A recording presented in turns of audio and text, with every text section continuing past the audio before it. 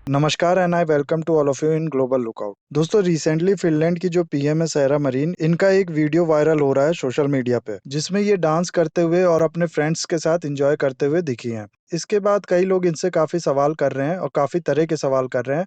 Opposition भी इनको घेरने में लगा हुआ है, यहाँ तक कि ड्रग लेने का भी इल्जाम इन पे लग रहा है। लेकिन कई ऐसे लोग भी हैं जो इनको सपोर्ट कर रहे हैं और कह रहे हैं कि जो प्राइम मिनिस्टर होते हैं या फिर लीडर्स होते हैं देश के या पॉलिटिशियंस होते हैं, उनकी भी प्राइवेट लाइफ होती है, उनको भी अपनी प्राइवेट लाइफ में एंजॉय करने का हक होना चाहिए। तो क्या है ये पूरा इशू और क्यों इनका ये वीडियो ना सिर्फ फिनलैंड में बल्कि पूरे नॉर्थ यूरोप में बहुत बड़ा मुद्दा बना हुआ है? रशिया का एंगल इसमें क्या है, ये सब हम लोग जानेंगे इस वीडियो में। बस आपको एंड तक बने रहना है वीडियो में, और वीडियो अच्छा लगे तो लाइक, कमेंट, शेयर, सब्सक्राइब जरूर करना है।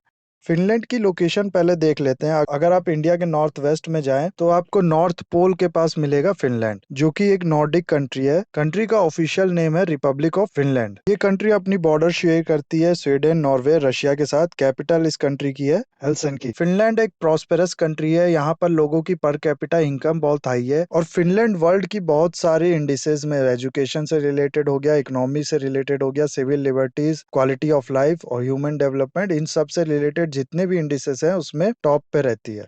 एग्जाम्पल के लिए 2015 के वर्ल्ड ह्यूमन कैपिटल इंडेक्स में फिनलैंड की रैंक 1 थी, और ये सिर्फ इसी साल नहीं था, अक्सर ये कंट्री इस रैंक में नंबर 1 पे रहती है। इसके बाद ग्लोबल जेंडर गैप रिपोर्ट अगर आप देखें तो उसमें भी ये कंट्री फर्स्ट या सेकंड पे रहती है। इस समय भी इसकी रैंकिंग सेकंड ही है। और वर्ल्ड हैप्पीनेस रिपोर्ट में ये 2018 के बाद से ही अपना नंबर 1 का पोजीशन मेंटेन कर रही हुई है। कंट्री की पॉलिटिक्स की बात करें तो फिनलैंड की प्राइम मिनिस्टर है सारा मरीन, जो कि 2019 में 34 साल की एज में ही प्राइम मिनिस्टर बन गई थी। ये एक मैरिड वुमेन है और इनका एक बच्चा भी है। इसके अलावा अगर आप फिनलैंड के टॉप लीडरशिप में देखेंगे तो आपको कई वुमेन्स मिलेंगे। फिनलैंड फेमस है अपने यंग कैबिनेट के लिए और वुमेन्स कैबिनेट के लिए। अभी के पार्लियामेंट में 47% वुमेन्स हैं, जो कि बाकी कंट्रीज से बहुत ज्यादा बेटर है। इसीलिए देश की प्राइम मिनिस्टर भी वुमेन है, और इन्हीं प्राइम मिनिस्टर का रिसेंटली वीडियो सर्कुलेट हो रहा है सोशल मीडिया पे, जिसमें ये डांस करते हुए दिखी हैं और ऐसा देखने में लग रहा है कि काफी इनने ड्रिंक कर रखी है। और इस चीज से इनने कभी मना भी नहीं किया कि मैंने ड्रिंक नहीं कर रखी थी। इसके बाद सिर्फ एक वीडियो नहीं, कई ऐसे वीडियो एक के बाद एक लोगों के सामने आए हैं जिसमें ये वाइल्ड पार्टी करते हुए दिख रही हैं। एक वीडियो में तो ये किसी आदमी के साथ डांस कर रही हैं, जिसमें उस आदमी के साथ इंटीमेसी लेवल नॉर्मल से थोड़ा ज्यादा थी, और वो आदमी इनका हस्बैंड नहीं था। और इसके बाद इन पे कई सवाल उठ रहे हैं फिनलैंड में, और जो अपोजिशन पार्टी है फिनलैंड की, वो इनको टारगेट बनाई हुई है। कई लोग का तो ये भी मानना था कि इनने ड्रग्स भी लिया हुआ था, और इनको अपना ड्रग्स टेस्ट करवाना चाहिए, जिसपे इनने अपनी सफाई भी दी है। मैंने अपनी पूरी लाइफ में कभी ड्रग्स नहीं यूज किया, और रिसेंटली इनने अपना ड्रग्स टेस्ट भी करवाया, जिसकी रिपोर्ट आएगी 1 वीक के बाद। और अल्कोहल कंजम्पशन के बारे में इनने कहा कि अल्कोहल कंज्यूम करना एडल्ट को फिनलैंड में इलीगल नहीं है।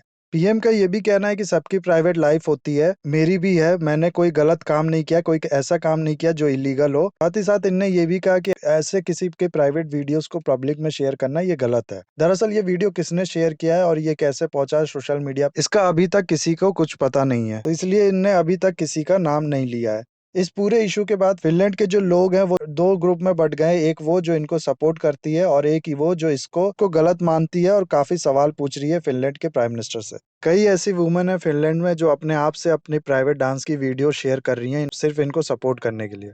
और ये सिर्फ पहली बार नहीं है जब ऐसा हुआ हो। इससे पहले कोविड के टाइम पे इन पे इल्जाम लगा था कि ये अफेक्टेड होने के बाद भी रात के 4 बजे तक पार्टी कर रही थी, जिसके बाद इनने लोगों से माफी भी मांगी थी इसके लिए। तो अगर ऐसा कहा जाए कि अपनी खूबसूरती के अलावा अगर किसी और चीज के लिए ये न्यूज में बनी रहे तो वो इनकी पार्टीज है, तो ये गलत नहीं होगा। यहाँ बात सिर्फ प्राइम मिनिस्टर की प्राइवेट वीडियो शेयर होने की नहीं है, इसके बाद देश की सिक्योरिटी पे भी सवाल उठाया जा रहा है। इस तरह से प्राइम मिनिस्टर की प्राइवेट वीडियो का पब्लिक हो जाना, या तो इसको किसी ने प्राइम मिनिस्टर के इनर सर्किल में से किया होगा, या तो फिर इनकी कोई डिवाइस हैक करके ऐसा किया गया होगा।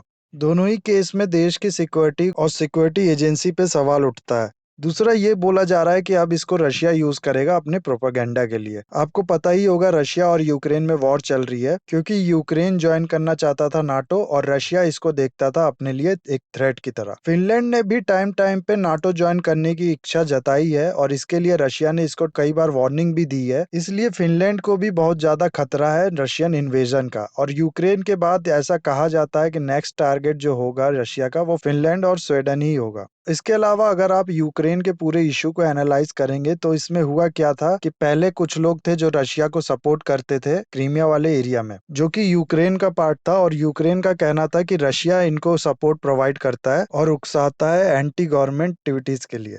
इन्हीं लोग का फायदा उठा के रशिया ने 12 में क्रीमिया को एनेक्स कर लिया, जिसके बाद से यूक्रेन ने ये कहा कि हम लोग नाटो ज्वाइन करेंगे अपनी प्रोटेक्शन के लिए, और इसके बाद रशिया ने इन्वेजन कर दिया यूक्रेन का। सेम चीज रशिया कर सकता है फिनलैंड में इस वीडियो का यूज करके।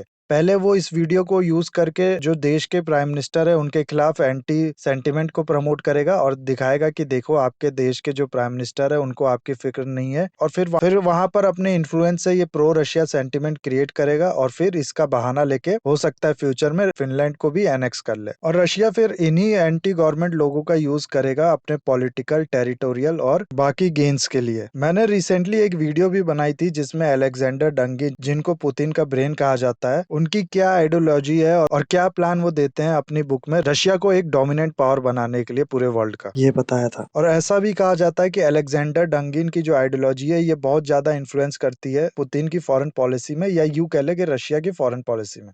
उसमें यूक्रेन के बारे में जो कहा गया है वो तो रशिया कर रहा है, उसमें फिनलैंड के बारे में क्या कहा गया है ये भी मैंने बताया है। अगर आपने ये वीडियो अभी तक नहीं देखी है तो इस वीडियो को जाकर देखिए, इसके बाद आपको और समझ में आएगा इस एरिया की जियोपॉलिटिक्स के बारे में।